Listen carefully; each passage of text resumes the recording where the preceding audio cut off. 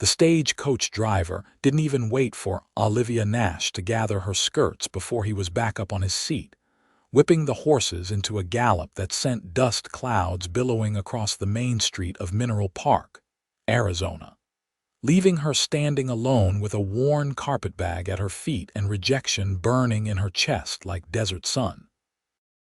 She watched the coach disappear toward the territorial road, carrying away the Hendersons who had paid her passage from San Francisco, only to return her like defective merchandise after 3 weeks of what they called unbearable silence. It was late September in 1882, and the mining town sprawled across the Arizona landscape with all the permanence of a fever dream. Olivia stood perfectly still on the dusty street, her dark blue traveling dress already coated with the fine red powder that seemed to settle on everything in this parched corner of the territory. Around her, miners and merchants went about their business, barely sparing her a glance. She was used to being overlooked. In 22 years of living, she had perfected the art of occupying space without disturbing it. The problem, as Mrs. Henderson had explained in clipped, irritated tones that morning, was that Olivia simply did not speak enough. A mail-order bride was expected to provide conversation, companionship, and an agreeable presence in the household. How could Mr. Henderson be expected to form an attachment to a woman who sat through entire meals without uttering more than please and thank you? It was unnatural. It was unsettling.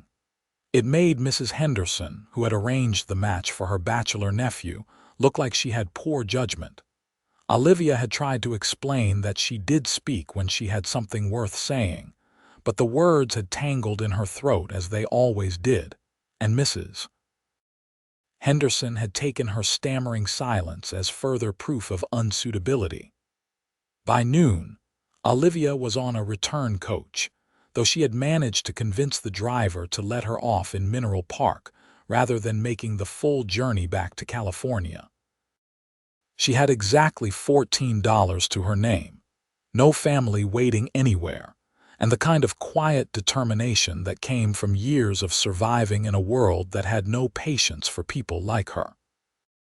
The sun beat down mercilessly as she picked up her carpetbag and began walking toward the nearest building that looked like it might be a boarding house. Her boots kicked up small clouds with each step. The town was larger than she had expected, with a main street lined with false-fronted buildings that promised civilization, even as the wild desert pressed in from all sides. She could see the dark mouths of mine shafts pocking the hills beyond town, and the towering wooden structures of stamp mills where ore was crushed into fortune or disappointment. She was halfway to what turned out to be a saloon when she heard the commotion. A horse, wild-eyed and lathered, was rearing in front of the general store, its reins tangled in a hitching post. A small crowd had gathered at a safe distance, shouting advice that only seemed to spook the animal further. Olivia stopped, her hand tightening on her bag. She knew horses. The orphanage where she had spent her childhood had kept 3 aging draft horses, and Olivia had spent countless hours in their company, finding a peace in their presence that she never managed with people. She set down her carpetbag carefully and approached the panicked horse with slow, deliberate steps. Someone in the crowd called out a warning, but she barely heard it. Her focus had narrowed to the animal in front of her, to the whites of its eyes and the trembling in its flanks. She could see the problem immediately. The reins were twisted around the post in a way that pulled against the bit whenever the horse tried to move, causing pain that triggered more panic. Olivia stopped a few feet away and did something that would have seemed strange to anyone watching. She simply stood there, breathing slowly and evenly, her hands loose at her sides. She did not make eye contact with the horse. She did not reach out. She just existed in the space, calm and unthreatening, until gradually, almost imperceptibly, the horse's ears swiveled toward her, Its breathing began to slow, matching her own steady rhythm. She waited another long moment, then took a single step closer. The horse stamped but did not rear. Another step. Another breath.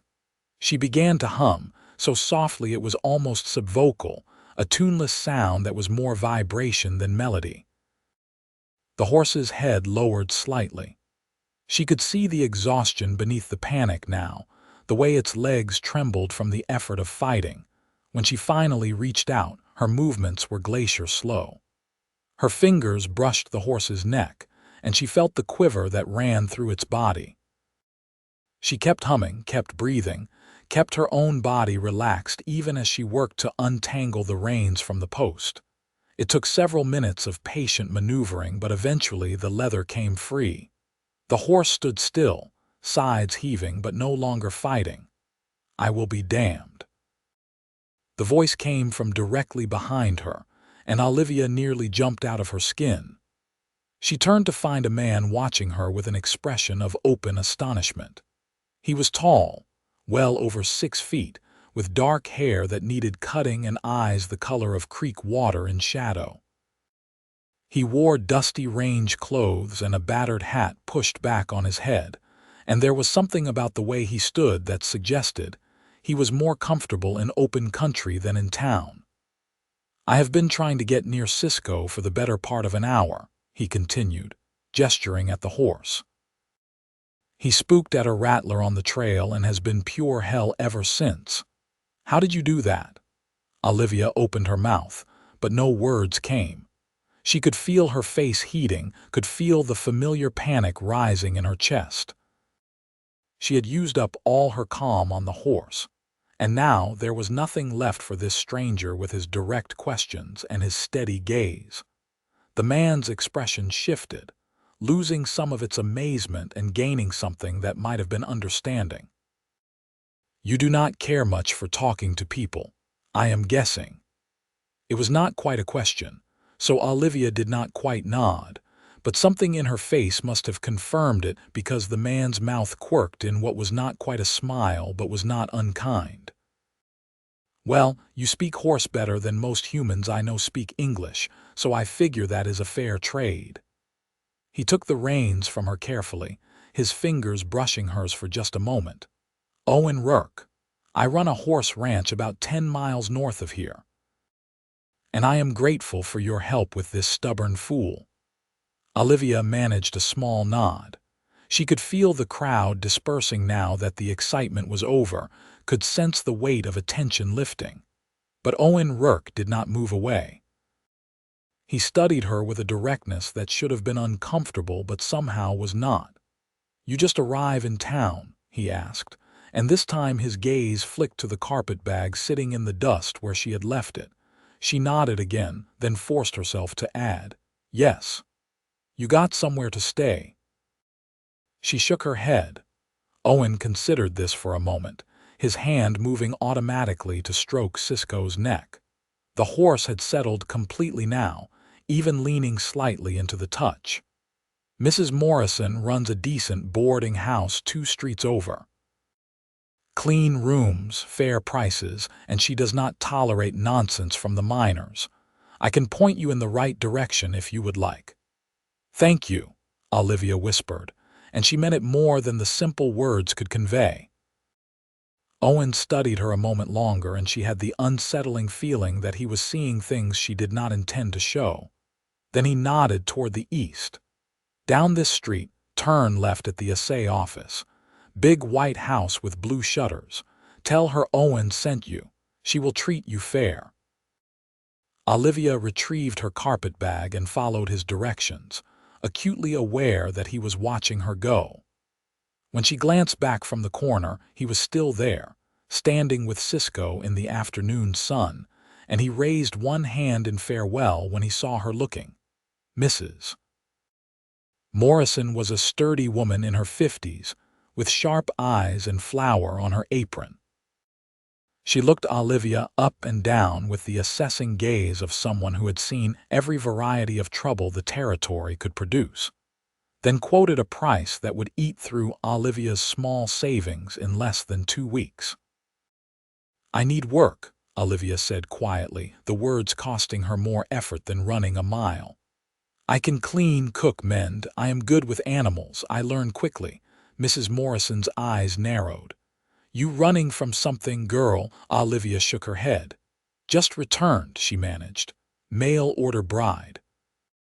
Was not suitable. Something shifted in Mrs. Morrison's expression, a flash of what might have been sympathy or recognition. Too pretty, too plain, too old or too young, too quiet. Mrs. Morrison snorted. Well, that is a new one. Most men I know would pay good money for a wife who did not talk their ears off. She paused, considering. You really good with animals? Olivia nodded. My brother runs a livery stable on the edge of town. He has been complaining for months about needing help, but most folks who apply either know nothing about horses or drink too much to be trusted. You willing to do stable work? Relief flooded through Olivia so suddenly she felt lightheaded. Yes, please. Room and board in exchange for helping me here in the mornings and working at the stable afternoons and evenings. Sundays off. My brother will pay you a small wage on top of that. We will try it for a week and see how it suits. Olivia felt something unfamiliar loosening in her chest, something that might have been hope. Thank you, she said, and this time her voice did not shake at all. The room Mrs. Morrison showed her to was small but clean, with a narrow bed, a washstand, and a window that looked out over the eastern hills. Olivia set down her carpetbag and sat on the edge of the bed, her hands folded in her lap. The silence in the room felt different from the silence that had so disturbed the Hendersons. Here, it was peaceful. Here, no one was waiting for her to fill the air with words she did not have. She thought about Owen Rourke and the way he had looked at her, not with the irritation or disappointment she was used to seeing, but with something that might have been curiosity or understanding. She thought about his hands on the horse, gentle and sure, and the way Cisco had calmed under his touch. She wondered what it would be like to work with horses every day, to be judged by her actions rather than her words. The sun was setting when Mrs. Morrison called her down for supper. The dining room held 4 other boarders, all men, all miners by the look of their work-worn hands and sun-weathered faces. They glanced at Olivia with varying degrees of interest, but Mrs. Morrison's presence kept their attention appropriately distant. Olivia ate the beef stew and cornbread gratefully, responding to direct questions with brief answers, and otherwise letting the conversation flow around her like water around a stone. After supper, Mrs. Morrison walked her to the livery stable to introduce her to her brother, Thomas Morrison. He was a bear of a man with kind eyes and hands the size of dinner plates. He looked Olivia over once, asked her 3 questions about horse care that she answered competently, then nodded. You start tomorrow. I need the stalls mucked out, the horses fed and watered morning and evening and tack cleaned and mended as needed. Sometimes we get horses in need of special care, like they are sick or injured or just plain mean. You think you can handle that? Olivia nodded. Yes, sir. Good enough. I will pay you $8 a week. You steal from me or mistreat the animals and I will know immediately and you will be out on your ear. We understand each other. Yes, sir, Thomas grunted. Then we will get along fine. See you tomorrow afternoon. That night, lying in her narrow bed and listening to the sounds of the town settling into darkness, Olivia allowed herself to feel something like contentment. She had a place to sleep, work to do, and no one demanding that she be something other than what she was. It was more than she had dared hope for when she stepped off that stagecoach. She did not let herself think about Owen Rourke, about the way his eyes had seemed to understand something about her without requiring explanation. That way lay complications she could not afford. Better to focus on the simple, manageable present. A bed, a job, and the promise of horses who would not judge her for her silence. But as she drifted toward sleep, she found herself remembering the feeling of Cisco's breath on her palm and the sound of Owen's voice saying, "You speak horse better than most humans I know speak English." Maybe, in this strange desert town, that would be enough. The days fell into a rhythm that suited Olivia perfectly. She woke before dawn to help Mrs. Morrison prepare breakfast for the boarders, then spent the morning cleaning rooms and doing laundry. The work was hard but straightforward, requiring no conversation beyond brief exchanges about which rooms needed fresh linens or whether the stove needed more wood. Mrs. Morrison was not a chatty woman herself, and she seemed to appreciate Olivia's efficient silence. Afternoons at the livery stable were even better. Thomas Morrison had not been exaggerating about needing help. The stable housed 20 horses at any given time, a mix of boarders belonging to townspeople, temporary mounts for travelers, and Thomas's own draft horses that he rented out for heavy hauling. There were always stalls to muck, hay to distribute, water to haul, and leather to repair. Olivia threw herself into the work with an intensity that made Thomas raise his eyebrows but ask no questions.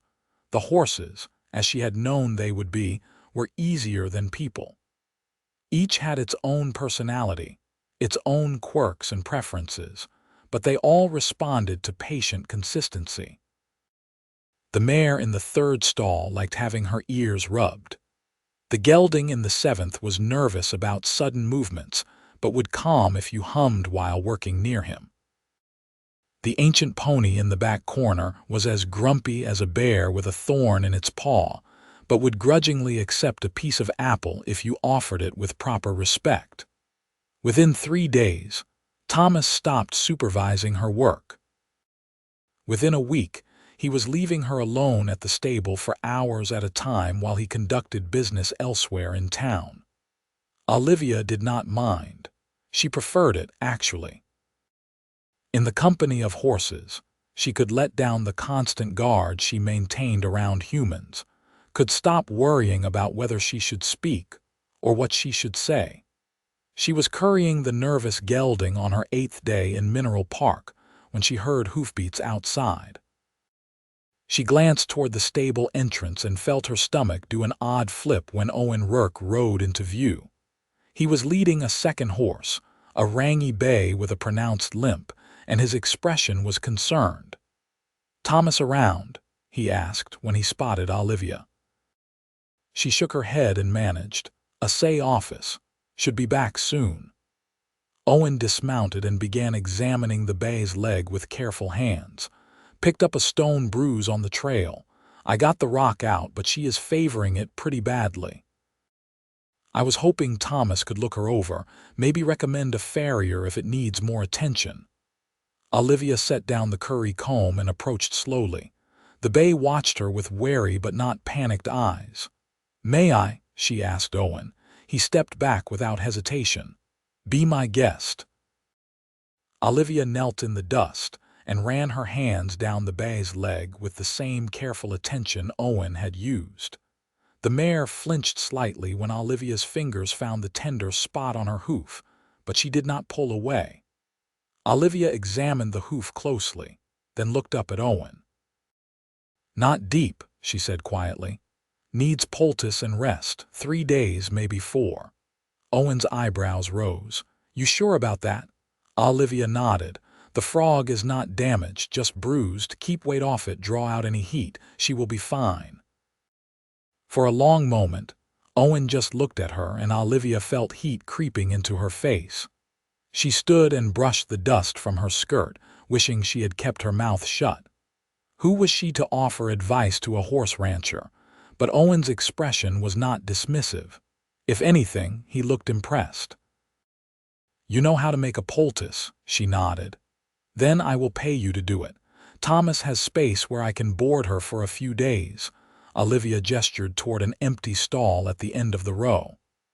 "That one stays open for emergencies. I will talk to Thomas when he returns." Appreciated.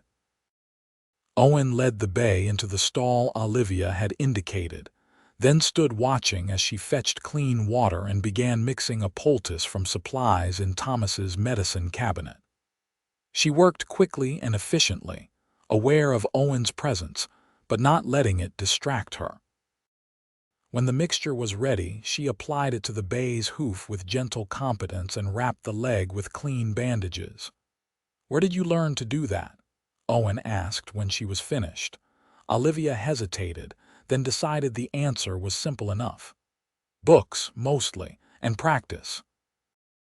The orphanage where I grew up had horses. I spent a lot of time with them."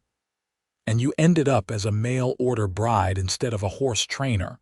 The question was not unkind, just curious, but it still made Olivia's throat tighten. She shrugged slightly. "Women do not become horse trainers." "Maybe they should," Owen said quietly.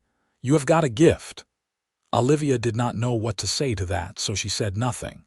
She stood and brushed her hands on her apron, then went back to the gelding she had been grooming. After a moment, Owen followed. "I come into town every week or so for supplies," he said, leaning against the stall door. "Always seem to have a horse or two that needs attention. Thomas does good work, but if you are going to be here regular, I would rather work with you, if that suits." Olivia felt something flutter in her chest that might have been pleasure or panic or some combination of both. She nodded without looking at him. "That suits. Good." There was a pause, and then Owen added, "You settling in all right? Town treating you fair?" "Yes. Mrs. Morrison is good people. You run into any trouble, she will set it right. Or you can find me. My ranch is the Double R, North Road, about 10 miles. Anyone in town can point you the right direction if you need it." Olivia did look at him then, surprised by the offer. Owen met her gaze steadily, and there was something in his expression that made her believe he meant exactly what he said. "Thank you," she whispered. He nodded, settled his hat more firmly on his head and headed for the stable entrance. Then he paused and turned back. "Your name is Olivia, right?" "I heard Mrs. Morrison mention it. Olivia Nash." "Well, Miss Nash, I appreciate your help with my mare. I will check back in a couple of days to see how she is doing." After he left, Olivia stood very still, her hand resting on the gelding's shoulder. She could still feel the weight of Owen's attention, could still hear the certainty in his voice when he said she had a gift. It had been so long since anyone had suggested she might be good at something, might have value beyond her ability to speak pleasantly or smile on demand. Thomas returned an hour later, and Olivia explained about Owen's mare. Thomas examined the horse, nodded approvingly at Olivia's work, and quoted a boarding rate that seemed more than fair. "Owen Rourke is one of the most honest men I know," Thomas told her. "Spent 5 years working as a ranch hand before he saved enough to buy his own land. Built that whole operation from nothing through sheer determination and hard work. If he says he will check back in a couple of days, you can set your watch by it." Thomas's prediction proved accurate. 2 days later, Owen returned to examine his mare. Olivia was in the middle of reapplying the poultice when he arrived, and she felt oddly self-conscious as he watched her work. But he did not hover or offer unnecessary advice. He just leaned against the stall door and waited until she was finished. "She looks better already," he observed, running his hand down the mare's leg. "You have got a good touch." Olivia felt the compliment settle warm in her chest. "Another 2 days," she said. "Then she should be sound. I trust your judgment." Owen straightened and brushed hay from his pants. "I've got 3 more horses at my ranch that could use evaluation. Nothing urgent, but I like to stay on top of potential problems before they become actual problems." "You ever done ranch calls?" Olivia blinked at him. "Ranch calls. Come out to a property to look over the animals. I would pay you for your time, plus transportation." "I do not have a horse." "I've got plenty. You can ride, I assume? Olivia nodded. She had learned to ride on the orphanage draft horses, which had been patient enough to tolerate her inexperienced attempts. She was not graceful, but she could stay in the saddle and manage basic directions. Then come out Sunday. Mrs. Morrison said that is your day off. I will pick you up at the boarding house around 9 in the morning. We will ride out to the ranch. You can look over my horses, and I will bring you back by evening. I will pay you $2 for the day. It was more than generous, and Olivia knew it. $2 was a quarter of her weekly wage from Thomas. But more than the money, the idea of spending a day with horses, of being in open country away from the town and its constant low hum of human interaction, pulled at something deep in her chest. "All right," she said. "Sunday." Owen's face broke into a genuine smile, and Olivia felt her breath catch slightly. He was handsome when he smiled, in a way that had nothing to do with regular features and everything to do with the warmth that transformed his expression. "Sunday it is," he confirmed. "I will see you then, Miss Nash." The rest of the week passed with agonizing slowness. Olivia went about her work with her usual quiet efficiency, but her mind kept drifting north, toward rolling country she had never seen and a ranch built by one man's determination. She told herself she was just excited about working with more horses, about the chance to expand her skills. She firmly refused to acknowledge the way her stomach fluttered when she thought about spending an entire day in Owen Rourke's company. Mrs. Morrison noticed her distraction and commented on it Friday evening while they were cleaning up after supper. "Owen Rourke is taking you out to his ranch Sunday, I hear." Olivia nodded, her hands busy with dishes. "He is a good man," Mrs. Morrison continued. "Keeps to himself mostly, but he is fair and honest and does not cause trouble. Lost his parents to cholera when he was 16 and his younger sister to pneumonia 2 years after that. Worked himself near to death saving enough to buy land of his own. The ranch means everything to him." Olivia absorbed this information silently, adding it to her growing understanding of Owen Rourke. She thought about what it took to build something from nothing, to keep moving forward when everything you loved had been taken away. She understood that kind of determination, that kind of survival. "He does not often take interest in people," Mrs. Morrison added, her tone carefully neutral. "Keeps his distance. But he has been in town 3 times this week, which is unusual, and he specifically asked when your day off was." Olivia's hands stilled in the dishwater. "He needs help with his horses." "I am sure he does," Mrs. Morrison said, and there was something in her voice that made Olivia glance at her sharply. But the older woman's expression was bland. "Just be careful, dear. You have had enough heartbreak for one season." Sunday dawned clear and already warm, the September sun promising another day of relentless Arizona heat. Olivia dressed carefully in her most practical skirt and a simple white blouse, then braided her dark hair tightly to keep it out of the way. She was waiting on the front porch when Owen rode up at precisely 9 o'clock, leading a pretty little chestnut mare with white stockings. "Morning," he greeted, dismounting with easy grace. "This is Daisy. She is gentle as a kitten and has carried more beginners than I can count. She will take good care of you." Olivia approached the mare slowly, letting Daisy sniff her hand before stroking her neck. The horse had soft, intelligent eyes and a calm demeanor that immediately put Olivia at ease. "She is beautiful," Olivia said quietly. Owen helped her into the saddle with hands that were careful not to linger, then swung up onto his own mount, a tall roan gelding he introduced as Ranger. They set off through town at an easy walk, heading north on a road that quickly left civilization behind and opened up into rolling desert country dotted with scrub brush and the occasional twisted juniper. The ride took about an hour, and Olivia spent most of it in her usual silence. but it was a different kind of silence than she was used to. Owen did not seem to expect her to fill the air with chatter, did not grow uncomfortable or irritated with the quiet.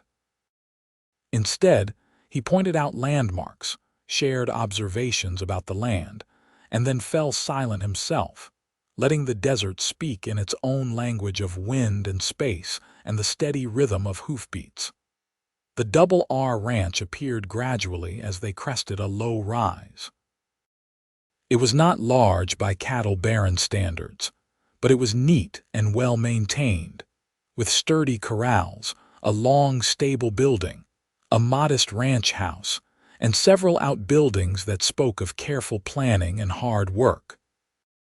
The land itself rolled away in all directions, dotted with livestock and marked by fence lines that looked arrow straight even from a distance. "I've got about 300 head of cattle and 40 horses," Owen explained as they rode into the yard.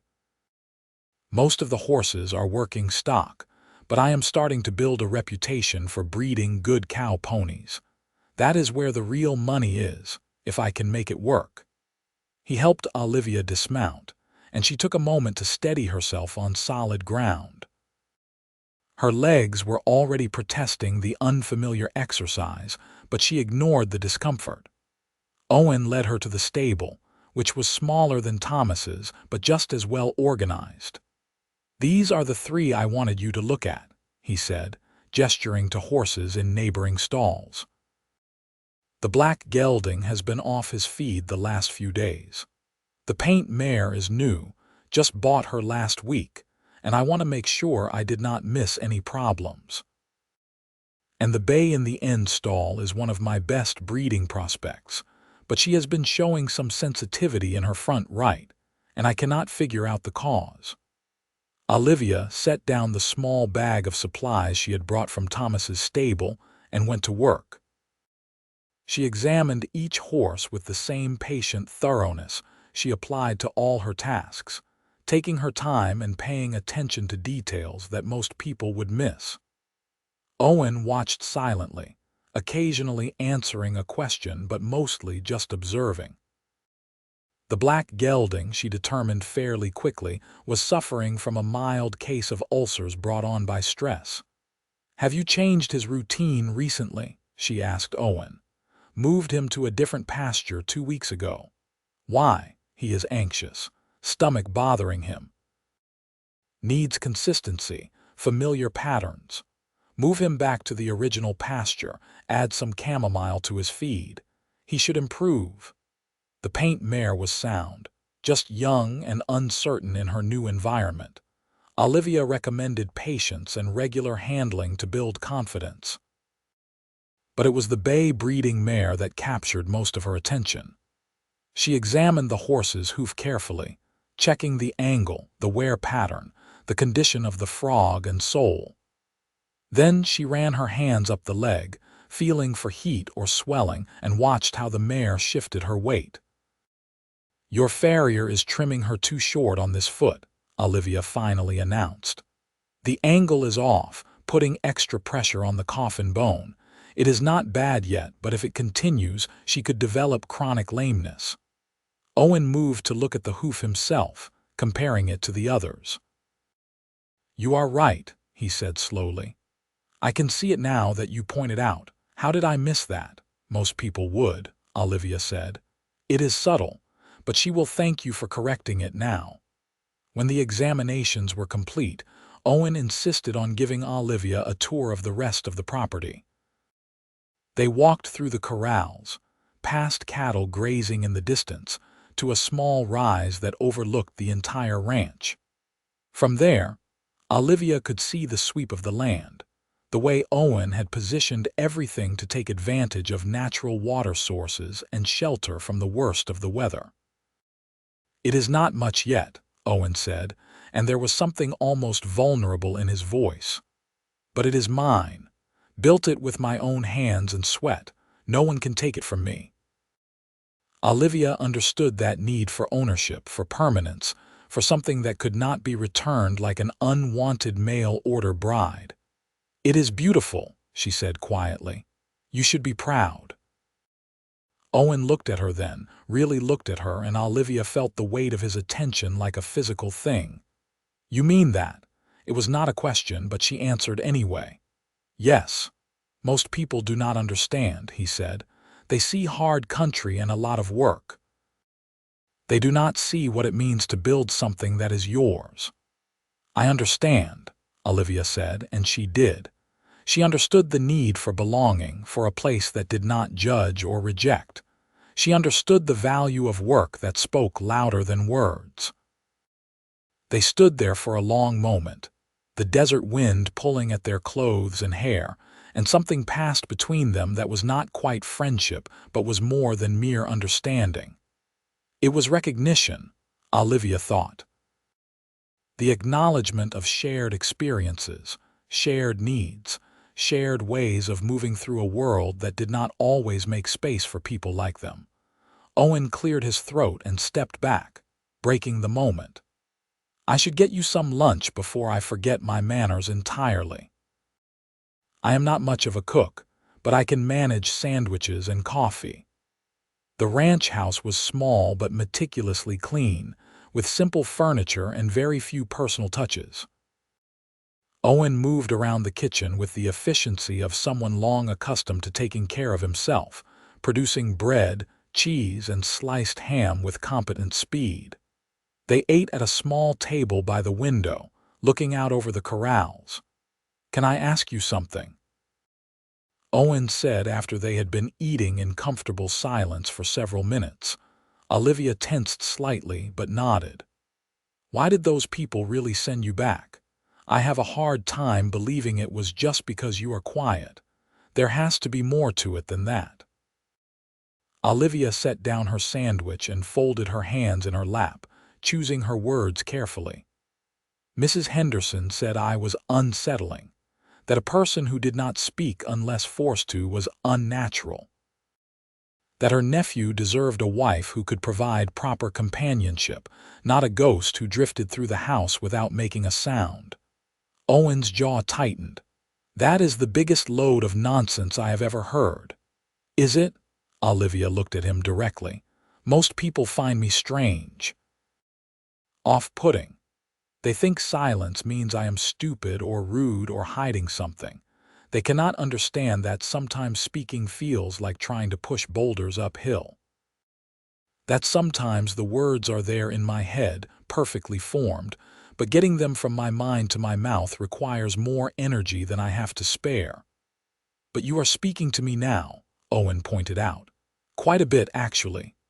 Olivia blinked, surprised. He was right. She had spoken more to Owen in the last few hours than she had to anyone in months. "You do not expect it," she said slowly, working through the realization. "You do not wait for me to speak or get uncomfortable when I do not. You just accept the silence. So when I do have words, they come easier." Owen leaned back in his chair, a thoughtful expression on his face. "My sister was like you," he said quietly. "Sarah. She died when she was 17. She did not talk much either, especially after our parents passed. People thought she was simple because she did not chatter like other girls. But she was not simple. She was deep. She thought about things, felt things in ways most people could not understand, and she had a way with animals just like you do. They trusted her. They knew she listened even when she did not speak." "I am sorry you lost her," Olivia whispered. "Me too." Owen's voice was rough with old grief. "But knowing her taught me something important, taught me that silence is not the same as emptiness, that quiet people are not less, they are just different, and different is not bad." Olivia felt tears pricking at her eyes and blinked them back fiercely. She was not going to cry in front of this man who had shown her more understanding in a few meetings than most people managed in a lifetime. "Thank you," she managed, "for understanding. Nothing to thank me for. I am just stating facts." Owen stood and began clearing the dishes. "Now, you should probably head back before Mrs. Morrison starts worrying. But I would like to hire you regular if you are willing. Come out once a month to check over all my horses, more often if I have specific concerns." I will pay you the same rate as today, and I will provide transportation both ways." Olivia nodded, not trusting her voice. "And Miss Nash?" Owen paused at the door. "I am real glad that stagecoach brought you to Mineral Park, even if the circumstances were not what you would have chosen." The ride back to town passed in the same comfortable silence as the ride out, but something had changed between them. Olivia could feel it in the way Owen's presence beside her felt less like a stranger's and more like something familiar, something safe. When they reached the boarding house and he helped her down from Daisy's saddle, his hands lingered just a moment longer than necessary. "See you next week," he said. "My mare should be ready to go home by then." Olivia nodded. "I will take good care of her." "I know you will, Mrs." Morrison was waiting when Olivia entered the house, and her knowing look made Olivia's face heat. But the older woman did not comment, just handed Olivia a plate of the dinner she had missed and asked if the ranch visit had gone well. Olivia confirmed that it had, ate her food, and retreated to her room where she could think about the day in private. She lay on her narrow bed and stared at the ceiling, replaying conversations and moments in her mind. Owen Rourke was dangerous, she realized. Not in any physical sense, but in the way he made her want things she had learned not to hope for. He made her want to believe that maybe, just maybe, there was a place in this world for someone like her. That her silence could be accepted rather than merely tolerated. That she could be valued for what she was rather than constantly found wanting for what she was not. It was a foolish hope. Owen was a rancher who needed occasional horse care, and she was a woman with skills he found useful. That was all. She would be an idiot to read anything more into his kindness. But late that night, as she drifted toward sleep, she allowed herself to imagine what it might be like to belong to a place like the Double R, to work with horses every day under that enormous sky. To sit in comfortable silence across a table from a man who understood that quiet did not mean empty. It was just a dream. But for the first time in longer than she could remember, it was a dream that did not hurt. The weeks that followed fell into a pattern that became the rhythm of Olivia's life. She worked mornings at the boarding house and afternoons at the livery stable. Owen came to town regularly, always with at least one horse that needed attention, and they fell into an easy partnership that required few words but accomplished much.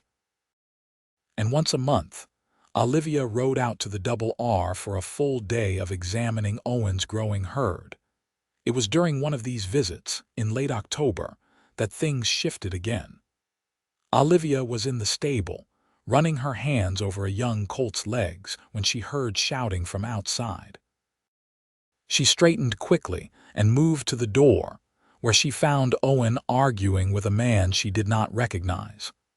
The stranger was shorter than Owen but broader, with a red face and aggressive stance. "I already told you, Wheeler, I am not selling," Owen was saying, his voice tight with controlled anger. "The Double R is not for sale at any price. You are being unreasonable, Rourke. I am offering you more than this scrubland is worth. You could take that money, buy property somewhere civilized, and stop trying to scrape a living from this God-forsaken desert. Then I guess I am unreasonable. Now get off my property before I help you off." Wheeler's eyes narrowed. "You are going to regret this." "I have ways of making stubborn fools see reason." "Is that a threat?" "It is a promise. You have got 2 weeks to reconsider. After that, things might get difficult for you." Wheeler stalked to his horse and rode off, leaving dust hanging in the air. Owen stood rigid, hands clenched at his sides, and Olivia could see the tension thrumming through his entire body. She approached cautiously. "Who was that?" Owen turned to her, and some of the anger faded from his expression. "Raymond Wheeler. He owns the big cattle operation south of here and has been buying up smaller ranches for the last year. He wants my land because it has the best water access in the region. I keep telling him no, but he does not take rejection well. Will he actually cause trouble? Probably. Owen sighed and rubbed his hand over his face. He has a reputation for getting what he wants through intimidation and underhanded tactics. But I am not selling. This ranch is all I have worked for. I am not handing it over to some bully just because he makes threats. Olivia understood that determination, that refusal to be pushed around, but she also felt fear curl in her stomach. Be careful, she said quietly. Men like that do not make idle threats. I know. Owen's expression softened as he looked at her, but I appreciate the concern. The next 2 weeks were tense. Owen came to town more frequently than usual, often looking tired and strained. He did not volunteer information about what was happening at the ranch, and Olivia did not pry. But she heard rumors around the livery stable, whispers about fences being cut and cattle going missing, about supplies ordered but never arriving and mysterious fires that burned haystacks in the night. Then, on a cold morning in early November, Owen rode into town with his jaw set and murder in his eyes. He found Olivia at the stable and asked if she could spare a few hours. Thomas gave permission readily, concern evident in his expression, and Olivia climbed up behind Owen on Ranger for the ride to the ranch.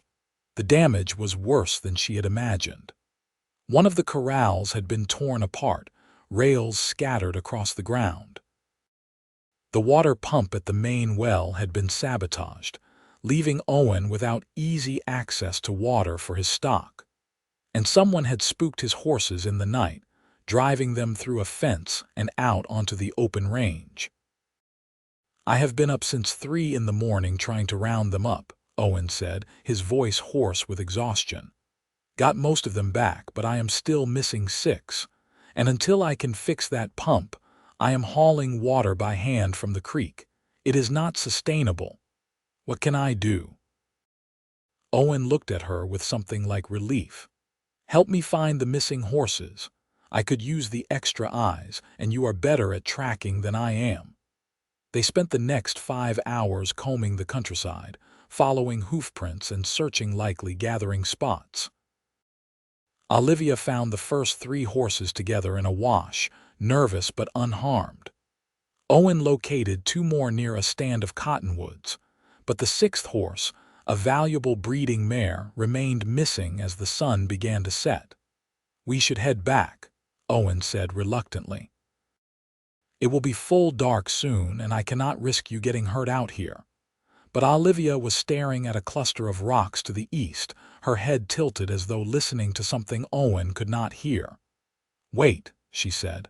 There. She dismounted and walked toward the rocks on foot, moving with that same careful patience she used with frightened horses. Owen followed, curious. As they rounded the largest boulder, they found the mare backed into a narrow space, favoring one leg and clearly in distress. Easy girl, Olivia murmured, approaching slowly. Easy now, we are here to help. It took 20 minutes of patient coaxing, but eventually Olivia got close enough to examine the mare's leg. Barbed wire, she told Owen grimly. Someone left a coil of it out here and she got tangled trying to escape. The cuts are not deep, but they need cleaning and bandaging. Owen's face went hard as stone. Wheeler. They managed to lead the mare back to the ranch, moving slowly to accommodate her injuries. By the time they arrived, full darkness had fallen and the temperature had dropped significantly. Owen insisted Olivia stay for supper before attempting the ride back to town, and she was too tired to argue. They ate in near silence, exhaustion hanging heavy over both of them. When Olivia finally rose to leave, Owen caught her hand. Stay, he said. It is too late and too cold for you to ride back alone. I've got a spare room. It is not much, but it is better than risking the trail in the dark. Olivia should have refused. Staying overnight at a bachelor's ranch was exactly the kind of impropriety that would set tongues wagging. But she was tired down to her bones, and the idea of the long ride back to town through cold darkness was more than she could face. "All right," she said quietly. Owen showed her to a small bedroom that was clearly unused but clean. He provided her with a quilt and wished her good night, then retreated to his own room. Olivia lay in the unfamiliar bed and listened to the sounds of the ranch settling around her. She should have felt uncomfortable, but instead she felt strangely safe, protected. She woke before dawn to the smell of coffee and found Owen already up, preparing to fix the damaged corral. Without discussing it, she joined him, holding rails while he hammered, handing him tools as he needed them. They worked through the morning, pausing only for a quick breakfast, and by noon the corral was functional again. "I will get Thomas to help me with the pump tomorrow," Owen said, surveying their work with satisfaction. "And I am going to report Wheeler to the territorial marshal. I do not have proof, but maybe an official warning will make him back off." Olivia nodded, though she was not optimistic. Men like Wheeler rarely responded to warnings. Owen rode her back to town in the early afternoon, and they talked more during that ride than they had in all their previous conversations combined. Owen told her about his dreams for the ranch, about the bloodlines he wanted to develop, and the reputation he hoped to build. Olivia shared bits of her own history, the orphanage years and the desperate decision to become a mail-order bride, the shame of being returned as insufficient. "You are not insufficient," Owen said fiercely. "You are about the most capable person I have ever met. Those Hendersons were fools to let you go. They wanted someone different, someone who could make conversation at dinner parties and fill a house with chatter. Then they should have advertised for a parrot, not a wife." The comment startled a laugh out of Olivia, and Owen grinned at the sound. "There, I knew you could laugh. You should do it more often." By the time they reached the boarding house, something fundamental had shifted between them. It was there in the way Owen helped her dismount, his hands lingering on her waist. It was there in the way Olivia met his eyes without flinching away. It was there in the silence that stretched between them, heavy with unspoken possibilities. "Thank you for your help yesterday," Owen said finally. "I could not have managed without you." "Yes, you could have. But I am glad I was there. So am I." Owen hesitated, then added, "Miss Nash, Olivia, I need to ask you something, and I want you to answer honest even if you think it is not what I want to hear." Olivia's heart began beating faster. "All right. Do you think you could ever see yourself living on a ranch, working with horses every day, dealing with the isolation and the hard work and the uncertainty?" "Because I am starting to think about the future, about what I want my life to look like, and I am finding that the picture in my head keeps including you. And before I make a fool of myself by saying more, I need to know if that is something you could even want." Olivia stared at him, her mind racing. He was asking if she could imagine a life at the Double R with him. He was asking, in his careful way, if she might be willing to consider something more than their current friendship. "I think," she said slowly, "that I have never wanted anything more." Owen's face broke into a smile that transformed him entirely. "Yeah, yeah." He reached out and took her hand, threading his fingers through hers. "Then I guess we should start figuring out how to make that happen. Properly, I mean. With courting and time to be sure and all the things respectable people do." "I would like that." "Good. Because I am planning to marry you, Olivia Nash. Maybe not tomorrow or next week, but someday. And I want you to know that going in. I do not do things halfway." Olivia felt joy bubble up in her chest, bright and unexpected and almost painful in its intensity. "Neither do I." They stood there on the street in front of the boarding house, holding hands and grinning at each other like idiots, until Mrs. Morrison appeared on the porch and cleared her throat meaningfully. Owen reluctantly released Olivia's hand and tipped his hat to Mrs. Morrison. "I will be back Friday," he told Olivia. "We can talk more then." Olivia nodded, not trusting her voice. She watched him ride away, then turned to face Mrs. Morrison's knowing expression. "Do not say it," Olivia warned. "Say what?" "That I predicted this weeks ago, that anyone with eyes could see how that man looks at you. That you have been glowing like a lantern ever since your first visit to his ranch." Olivia felt her face heat. "It is not, we have not, nothing inappropriate has happened." "I know that, child. Owen Rourke is too honorable for impropriety. But that does not mean the whole town has not been watching this unfold and placing bets on when he would finally work up the courage to speak up. People have been betting, of course. This is a mining town. People will bet on anything. I've got $5 on a Christmas proposal myself." Olivia did not know whether to laugh or be mortified. She settled for retreating to her room where she could process Owen's words in private. He wanted to marry her. He wanted a future with her. He saw her silence not as a flaw but as simply part of who she was. It seemed impossible. But then again, 6 weeks ago it had seemed impossible that she would find work she loved and a place that felt like home. If she could have those things, maybe she could have this too. Maybe she could have love. The thought terrified and thrilled her in equal measure. The courting that followed was unlike anything Olivia had imagined. Owen came to town twice a week, always with some legitimate reason related to horses or supplies, and always finding time to sit with Olivia in the boarding house parlor under Mrs. Morrison's watchful eye.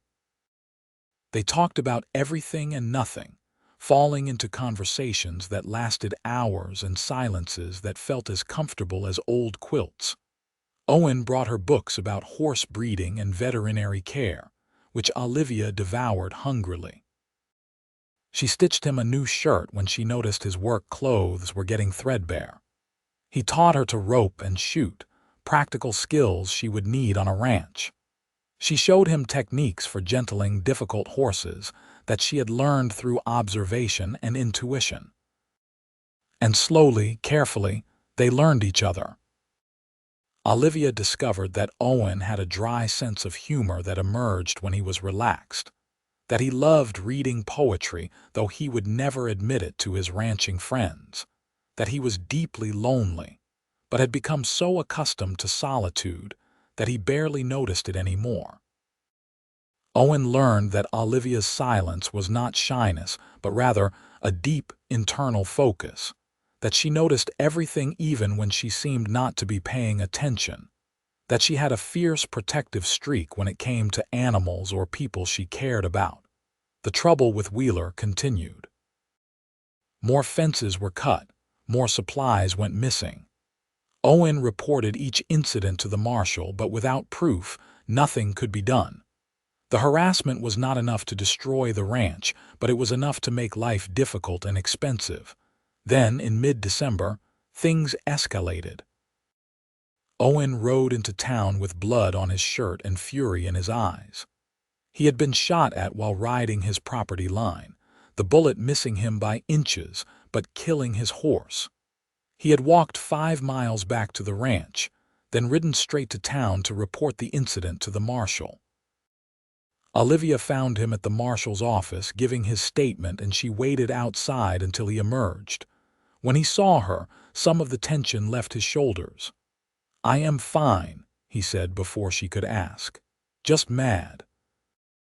That was a good horse, and she did not deserve to die because Wheeler is throwing a tantrum. This has to stop. It will. The marshal is finally taking this seriously. He is riding out to Wheeler's ranch this afternoon to ask some pointed questions. And I have hired 2 hands to help patrol my property.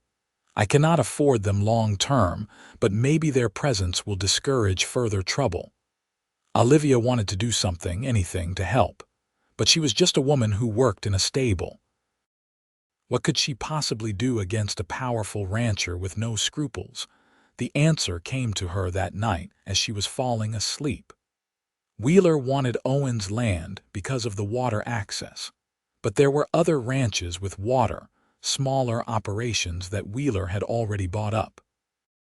What if they could find proof that Wheeler had used illegal methods to acquire those properties?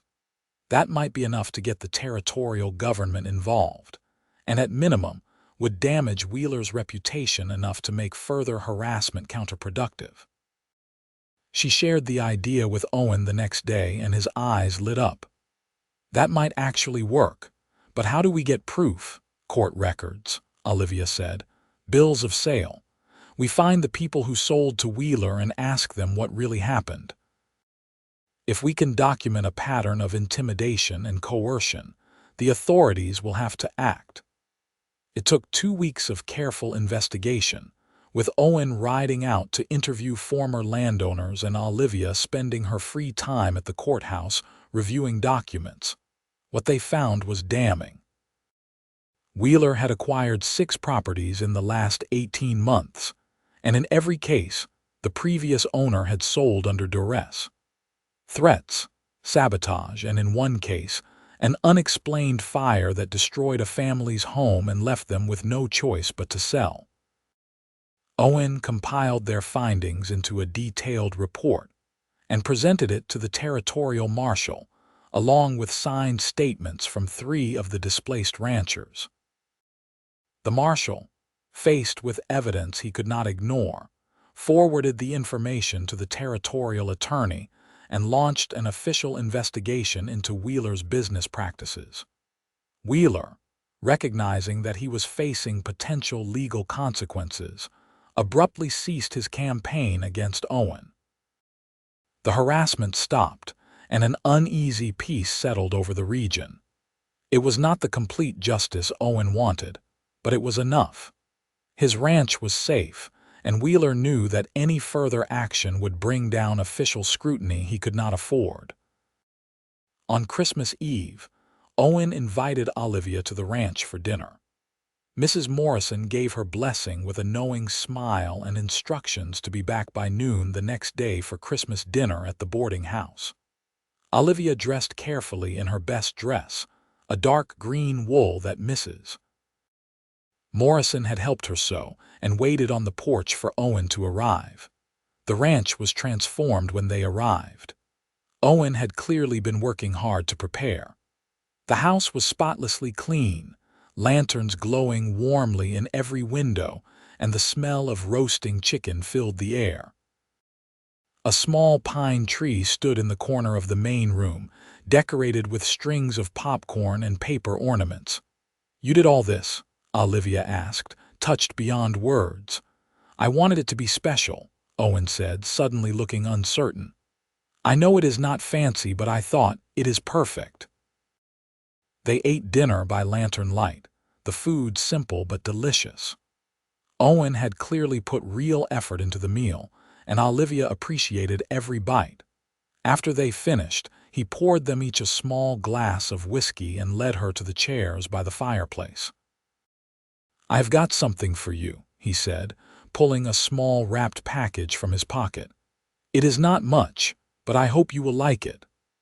Olivia unwrapped the package carefully and found herself holding a beautiful leather-bound journal. When she opened it, she saw that Owen had written on the first page, "For all the words you do not say out loud, they matter too." Tears sprang to her eyes and she blinked them back fiercely. "Owen, I do not know what to say." "Then do not say anything. Just know that I see you, Olivia. All of you, the quiet and the words and everything in between, and I love all of it. I love you." Olivia set the journal aside carefully and reached for Owen's hand. "I love you too," she whispered. "I did not think I could, did not think anyone would ever want me enough for that to matter. But you do. You see me and you want me anyway. You want me because of who I am, not in spite of it." Owen set down his glass and cupped her face in his hands.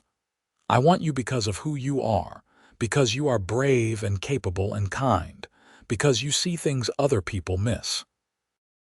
Because when you do speak, every word matters. Because you make my life better just by being in it.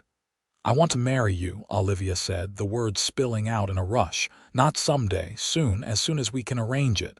Owen's smile was brilliant. Yeah, yeah. He kissed her then, gentle and reverent, and Olivia felt something inside her that had been clenched tight for as long as she could remember finally release. This was what belonging felt like. This was home. They were married on New Year's Day, 1883, in a simple ceremony at the church in Mineral Park. Mrs. Morrison stood as witness, along with Thomas from the livery stable and two of Owen's rancher friends. Olivia wore a dress of cream-colored wool that Mrs. Morrison had insisted on making as a wedding gift, and Owen wore his best suit with a new string tie. The ceremony itself was brief, but Olivia hardly noticed. She was too focused on Owen's face, on the way he looked at her like she was something precious and irreplaceable. When the preacher pronounced them married and Owen kissed her, she felt the last of her old fears fall away. She was not unwanted. She was not too quiet. She was exactly who she needed to be, and that was enough. The wedding supper at the boarding house was a rowdy affair, with half the town turning up to wish them well. Olivia, who usually found such gatherings exhausting, discovered that surrounded by people who had come to genuinely care for her, the experience was not as overwhelming as she had feared.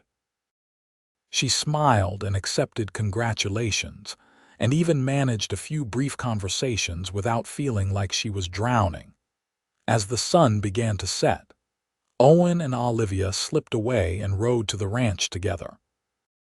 Olivia was riding Daisy, who Owen had given her as a wedding present along with a beautiful new saddle. The ride through the desert twilight felt like a journey into a new life, and when the ranch house came into view, Olivia felt a surge of joy so strong it nearly took her breath away. This was home. This was hers. This was where she belonged. That first year of marriage was not without challenges. Ranching was hard work, and there were times when money was tight and the weather was uncooperative, and problems seemed to pile up faster than they could solve them. But Olivia and Owen faced everything together, their partnership strengthening with each obstacle they overcame. Olivia threw herself into ranch work with the same intensity she had brought to the livery stable. She took over primary care of all the horses, implementing breeding programs and training methods that slowly began to build the double Articus reputation. Word spread that Owen Rourke's wife had a gift with horses, and people started coming from miles around to have her evaluate their stock or help with difficult animals. Owen, for his part, made sure Olivia never felt isolated or overwhelmed. He understood her need for quiet and space, and he protected it fiercely. When neighbors visited, he ran interference so she did not have to carry the burden of lengthy conversations. When she needed time alone with the horses, he made sure the ranch work was organized so she could have it. And every evening, they sat together by the fire and shared the day's events in whatever mix of words and silence felt right. In the spring of 1884, Olivia discovered she was pregnant. The news filled her with equal parts joy and terror. She knew nothing about babies, had no experience with motherhood, and worried constantly that she would somehow fail at this most basic of human endeavors. But Owen was thrilled, and his confidence helped ease her fears. "You will be a wonderful mother," he told her one evening as they sat on the porch watching the sunset. "You are patient and observant, and you understand that every creature is different. Those are exactly the qualities a child needs. But what if I cannot answer all the questions? What if I do not know what to say? Then you will figure it out together. Parenting is not about having all the answers. It is about showing up and doing your best and loving them no matter what. You already know how to do that." Their son was born in October, a healthy baby with Owen's dark hair and what would eventually prove to be his father's steady temperament. They named him Samuel, after Owen's father, and Olivia fell in love with him instantly and completely. To her surprise, motherhood came more naturally than she had feared. Babies did not require constant verbal interaction, and she found she could communicate with Samuel through touch and presence in ways that felt instinctive. Owen was a devoted father, sharing all the responsibilities of caring for an infant without complaint. On nights when Samuel would not settle, Owen walked the floor with him for hours, singing old songs in a surprisingly good voice. On days when Olivia was exhausted from feeding and changing and soothing, Owen took over the baby care so she could rest or escape to the stables for a few hours of restorative time with the horses. Life settled into a new rhythm, busier than before but rich with purpose and connection. The ranch continued to grow, slowly but steadily. Owen's cattle herd increased, and Olivia's breeding program began producing horses that commanded premium prices. They were not wealthy, but they were comfortable, and they were building something that would last. In 1886, Wheeler's legal troubles finally caught up with him. The territorial attorney filed charges of fraud and coercion, and Wheeler was forced to sell most of his holdings to pay legal fees and restitution to the families he had cheated. The big cattle operation was broken up and sold off in pieces, and Wheeler himself left the territory in disgrace. Owen felt vindicated, but more than that, he felt relief. The threat that had hung over the ranch for so long was finally gone. That same year, Olivia gave birth to their second child, a daughter they named Sarah after Owen's sister. She had her mother's dark eyes and quiet disposition, and from the moment she was born, she seemed to watch the world with the same careful attention Olivia brought to everything she did. "She is going to be just like you," Owen said one evening, watching as Sarah studied her own tiny hands with intense focus. "Is that a good thing?" Olivia asked, only half joking. "It is the best thing. This world needs more people who see what others miss, who think before they speak, who understand that silence has its own wisdom." Olivia leaned against Owen's shoulder, Samuel sleeping in her lap and Sarah nestled in Owen's arms. She thought about the woman she had been when she first arrived in Mineral Park, alone and rejected and convinced she would never truly belong anywhere. She thought about all the years she had spent apologizing for her nature, trying to force herself into a mold that did not fit, believing that her silence made her less than whole. And then she thought about the life she had now, the ranch that she and Owen had built together, the horses that trusted her and the children who needed her and the man who loved her exactly as she was. She thought about all the words she had learned to say and all the silences that no longer felt like failures. "Thank you," she said quietly to Owen. "For what?" "For hearing everything I did not say. For understanding that quiet is not the same as empty. For loving me when I could not even imagine someone would want to." Owen pressed a kiss to the top of her head. "You never had to imagine it. I was always going to love you. From the moment I saw you calm Cisco with nothing but patience and presence, I knew you were something special. The only surprise was how long it took me to work up the courage to say so." They sat together as the night deepened, their children sleeping peacefully and the desert stars emerging one by one overhead. And in that moment, Olivia understood that home was not a place you found or a destination you reached. Home was something you built, word by word and silence by silence, with someone who saw all of you and chose to stay. The years continued to pass, marked by the changing seasons and the slow accumulation of days well lived. Samuel grew into a serious, thoughtful boy who loved working with the cattle, and had his father's gift for reading the land. Sarah was quieter even than her mother, but she had an uncanny ability with horses that surpassed even Olivia's considerable skill. By the time she was 8, she was helping train the yearlings, and Owen joked that they should change the ranch name to the Triple R to acknowledge that they now had 3 Rourkes running the operation.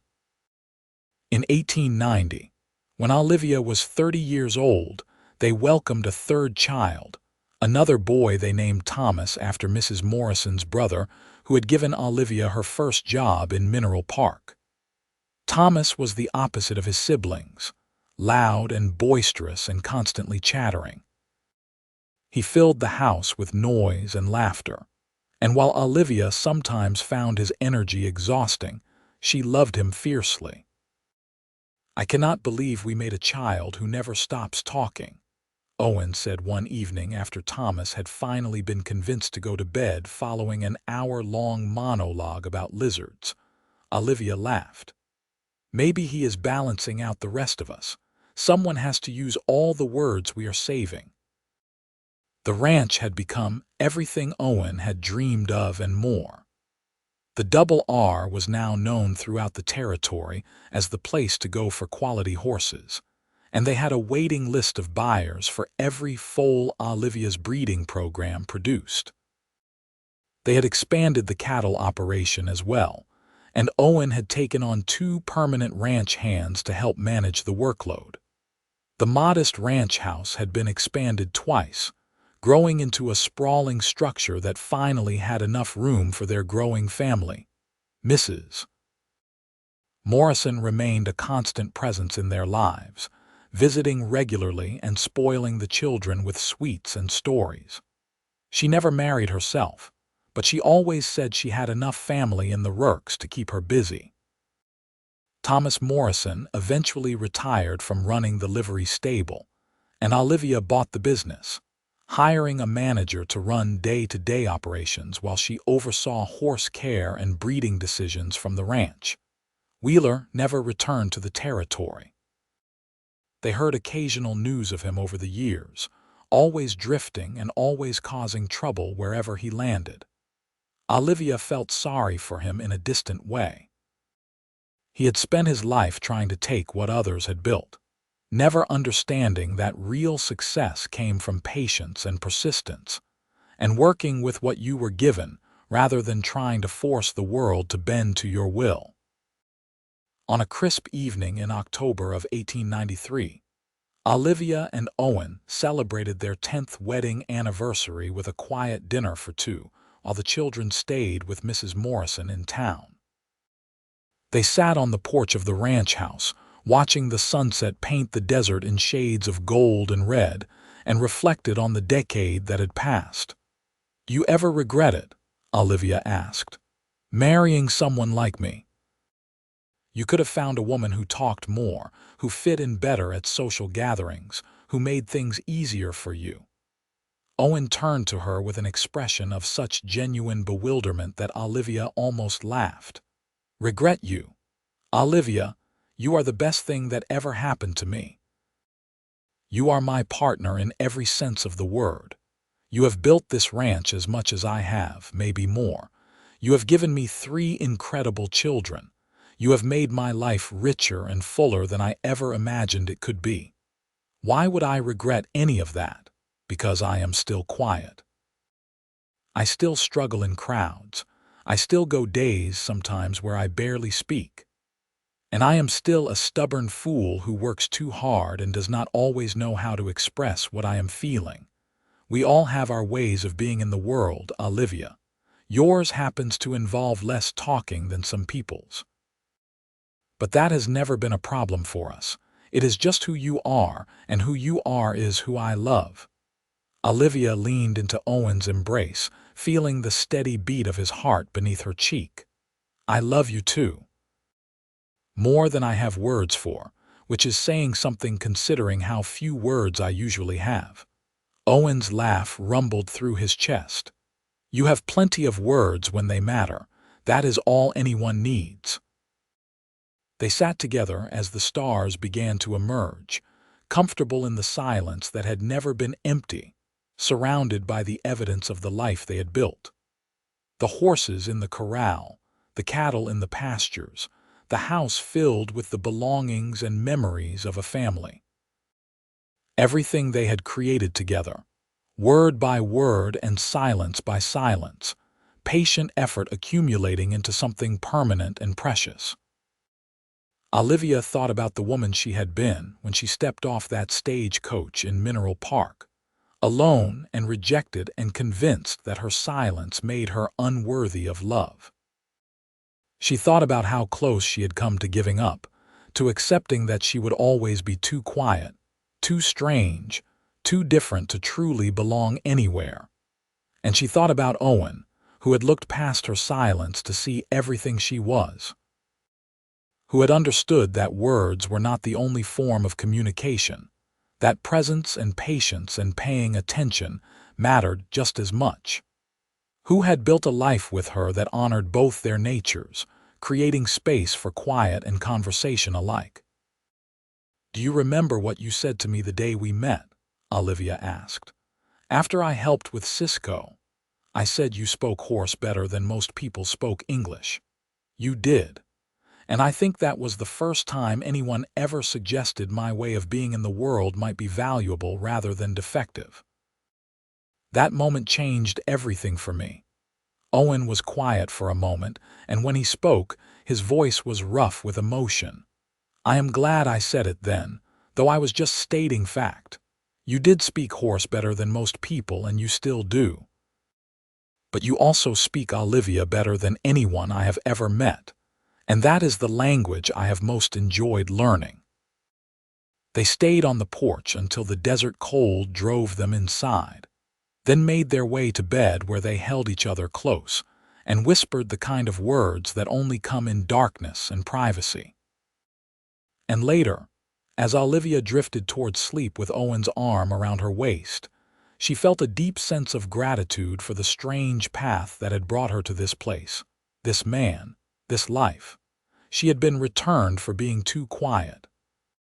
But Owen Rourke had heard everything she did not say, and in doing so, he had given her something more precious than words could ever express. He had given her permission to be exactly who she was, and he had loved her for it. And that, Olivia thought as sleep claimed her, was more than enough. It was everything. The children grew and the ranch prospered, and the years rolled by with the steady inevitability of the seasons. Samuel eventually took over management of the cattle operation, proving to have his father's instincts and his mother's patience. Sarah became one of the most respected horse trainers in the territory, commanding fees that would have seemed impossible in the early days of the ranch. And Thomas, true to his nature, became a lawyer who specialized in land disputes, using all his words to protect people from the kind of bullying Owen had once faced from Wheeler. Olivia and Owen grew older together, their dark hair silvering and their bodies bearing the marks of decades of hard work. But their partnership remained as strong as ever, built on a foundation of understanding and acceptance that time only deepened. They still sat together in the evenings, sometimes talking and sometimes silent, always comfortable in each other's presence. And when Olivia looked back on her life, on the journey from unwanted mail-order bride to respected rancher and mother, she marveled at the strange grace of it all. She had been rejected for being too quiet, cast aside as unsuitable. But that rejection had brought her to Mineral Park, to a livery stable and a panicked horse, to a man who saw value in silence and wisdom in patience. She had been returned. But in being returned, she had found her way home. And that, in the end, was the greatest gift of all.